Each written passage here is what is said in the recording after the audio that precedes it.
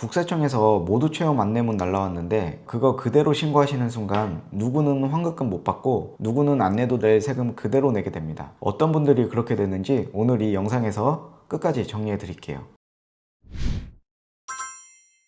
안녕하세요, 선욱세무사입니다. 오늘은 종합소득세 모두체험 안내문이 누구한테 가는 것인지, 모두체험 그대로 신고해도 되는 분이 누군지, 그리고 절대 모두체험으로 신고하면 안 되는 분이 누군지까지 차례로 말씀드리겠습니다. 영상 보시다가 이거 내 얘긴데 싶으신 분들, 특히 모두체험 그대로 내시면 안 되는 케이스에 해당되는 분들, 오늘 영상 안에서 분명히 나오실 겁니다. 그런 분들을 위해 고정 댓글에 링크 남겨놨으니까요, 꼭 확인해보세요. 먼저 모두체험 안내문이 누구한테 가는 건지부터 정리해 드릴게요. 핵심은 단순경비율 대상자입니다. 24년 수익금액 기준으로 보시면 돼요. 도소매업은 6천만원 미만, 프리랜서나 건설업, 제조업, 음식점업은 3,600만원 미만, 서비스업은 2,400만원 미만이면 해당됩니다. 여기에 25년 수익금액도 각각 3억, 1억 5천만원, 7,500만원 미만이면 단순경비율 대상자에 해당됩니다. 종합소득세 계산은 간단합니다. 내가 번 돈에서 사업과 관련해서 쓴 돈을 빼고 남은 금액에 세율을 곱해서 세금이 정해지는 거예요. 그러니까 지출이 많을수록 세금은 줄어들게 되겠죠. 근데 단순경비율 대상자는 좀 특별합니다. 실제로 쓴 돈이 하나도 없어도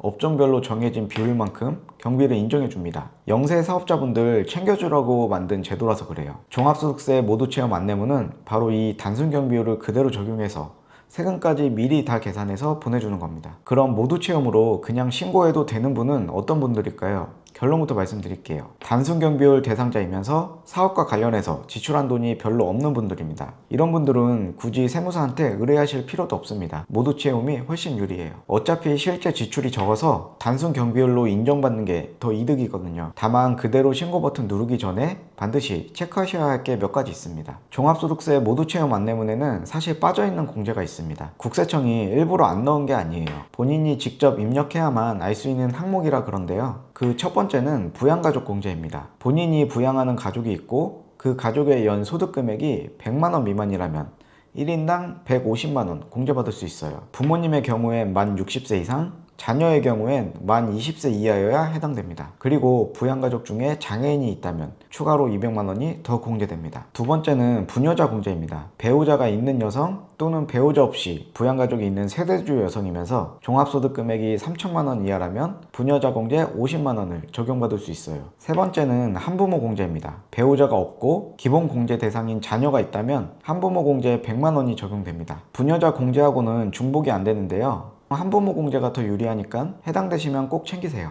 이 세 가지만 직접 추가로 입력해도 환급금이 더 늘어나거나 낼 세금이 줄어드는 분들이 정말 많습니다. 모두 체험 받았다고 그냥 클릭 한 번에 끝내지 마시고 꼭 한번 확인하세요. 그 다음으로 절대 종합소득세 모두 체험으로 신고하면 안 되는 분들입니다. 여기서부터가 진짜 중요한데요. 이 케이스에 해당되시면 모두 체험으로 신고하는 순간 수백만원, 많게는 수천만원 손해보실 수 있습니다. 바로 실제로 사업과 관련해서 지출한 경비가 단순 경비율로 인정해주는 금액보다 훨씬 더 많은 경우입니다. 프리랜서는 이런 경우가 거의 없어요. 큰 비용 들 일이 없으니까요. 문제는 도소매업, 제조업, 음식점, 카페 같은 사업자입니다. 임차료, 인건비, 재료비, 인테리어비, 장비 구입 비용, 실제로 나가는 돈이 단순 경비율로 정해진 금액보다 큰 경우가 많거든요. 특히 사업을 막 시작해서 초기 투자 비용 많이 들어간 분들, 심지어 매출보다 비용이 더 많이 나간 분들도 진짜 흔합니다. 이런 분들이 종합소득세 신고를 모두 체험 그대로 신고하시면 어떻게 될까요? 단순 경비율로 계산한 세금이 그대로 나오니까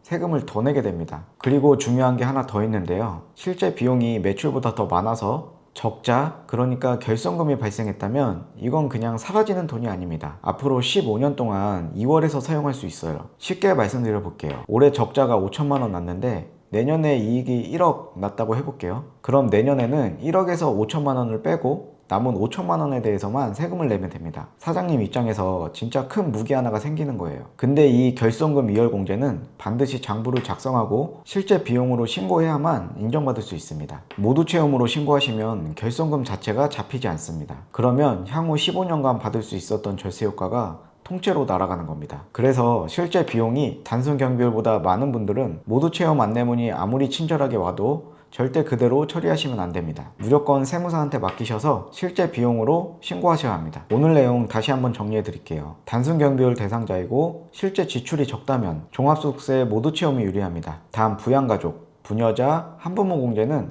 본인이 직접 추가로 입력하셔야 돼요. 실제 지출이 단순 경비율보다 많다면 모두 채움 절대 금지입니다. 실제 비용으로 신고하시고 결손금 2월 공제까지 꼭 챙기시기 바랍니다. 종합소득세 모두 채움 신고는 편한 만큼 위험합니다. 국세청에서 친절하게 계산해 줬으니까 그대로 내면 되겠지, 이렇게 그냥 신고하시는 순간 받아야 할 환급금 못 받고 안 내도 될 세금 그대로 내고 미래에 받을 절세 효과까지 통째로 날리실 수 있습니다. 한번 신고 들어간 건 되돌릴 수가 없기 때문에 처음 신고할 때 제대로 해야 합니다. 고정 댓글에 종합소득세 신고 맡기실 수 있도록 링크 달아놨으니까요. 손해보지 않으시려면 꼭 확인해보세요. 지금까지 선욱세무사였습니다. 감사합니다.